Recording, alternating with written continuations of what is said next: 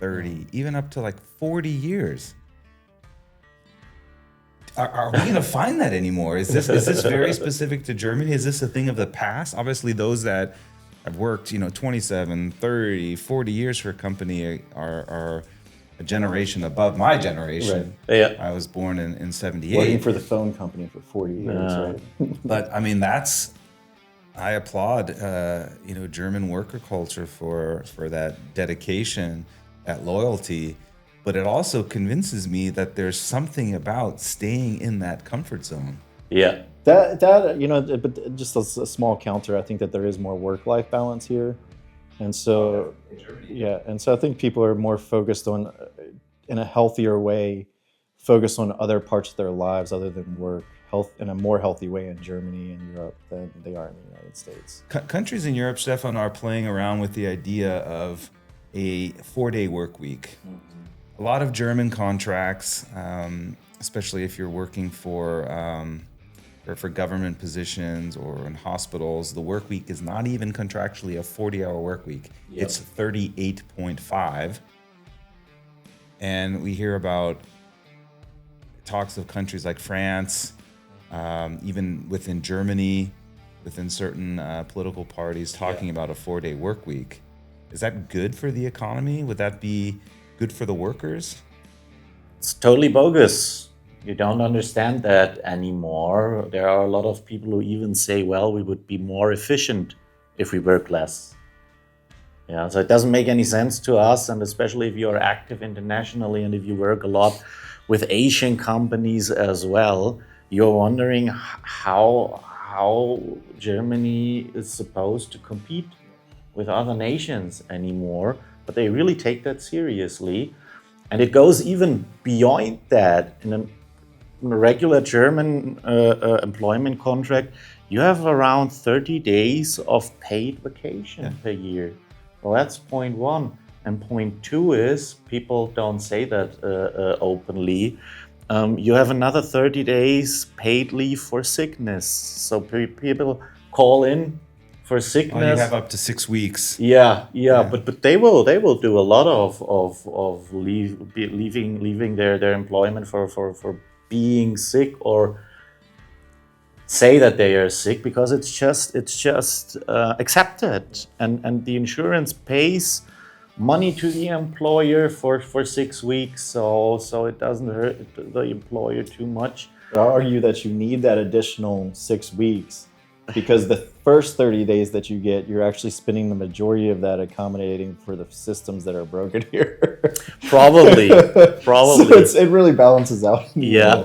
What I love in Germany is that if you go on vacation and you're sick during vacation and you get a letter from the doctor stating you were sick, then you get back those days of vacation and they account for 6 days. While you're still on vacation. While you're still on vacation. That's the way to do it. What is the legal reasoning behind it? They say, well, you need the vacation to recreate yourself. And if you are sick during your vacation, you cannot recreate yourself. That's why you need more vacation. Relax, You cannot relax. No, it's really ridiculous to some extent, to be honest. And coming back to your question, it doesn't make any sense to me, to be honest. Working less to be more efficient and to be able to compete in the globalized world we have nowadays.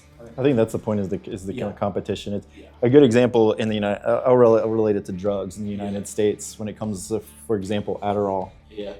So the United States is addicted to Adderall. Like, everybody takes Adderall. And like, say you're going to university. If 95% of all the people that are around you are taking Adderall, you can't compete with them because they're on cocaine, like getting all types of work done, like in good work. It's I've taken Adderall before. Are those creative studies? Or self-studies. I mean, I was, when Adderall was first coming out, I had a prescription for it, and I took it for a while, and I was like, I would take it now. I was very productive, and it actually made my body feel better. And so, like, there's a lot of benefits about it that I liked personally. But outside of that, like, for students now, like, that was then when nobody really had access to it. So this was in 2000s, early 2000s. now everybody has access to Adderall.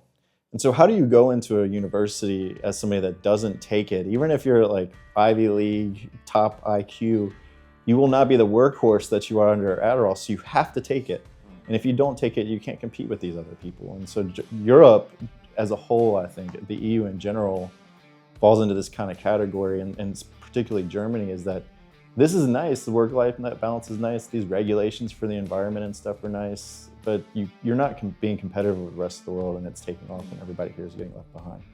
And so that needs to be managed. And if it's not managed, it's just going to be this separation between Asian countries, specifically the United States, China. Absolutely. And Germany is just going to continue to fall behind until it gets, We're seeing that now with the contracting economy in Germany, especially in the manufacturing sector, low GDP. If we're going to go to a 4-day work week, how are we going to continue to be more and more productive if we're not putting in the hours, right? Well, you hire foreign employees and don't tell them the rules, Yeah. right? That have the drive like we do to come in here and work, and I think that's Achieve a problem. something.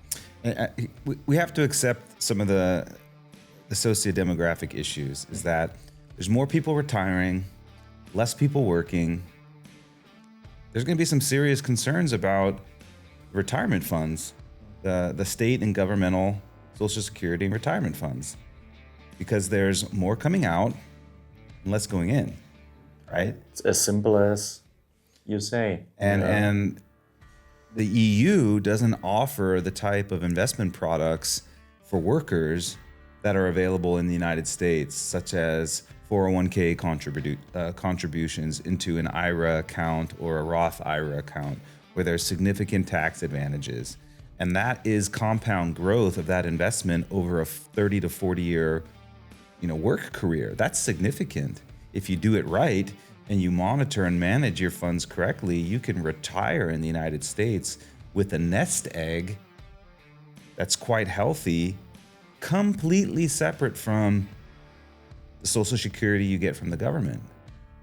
I'm worried and concerned about the German economy in the 25 to 30 years when my generation will retire, that there won't be that pool of funds available. And you see on the geopolitical stage with immigration happening, where Angela Merkel's reign as chancellor brought in millions of immigrants, primarily from Syria, Northern Africa, that still to this day haven't been fully integrated, can't or won't work, but that's a burden to the Social Security system. Also with the Ukraine-Russia conflict, Ukrainians coming into Germany, drawing unemployment, drawing social benefits, going back then to Western Ukraine or to Poland, and then coming back next month for the benefits. This is exactly what the Arbeitsamt, the unemployment authorities in Germany, are paying. And I don't see this as being sustainable. And this is going to have an effect on the German workers. Well, that's why this is why you see the rise of the right wing here in Germany in the FD. It's for these reasons, yeah.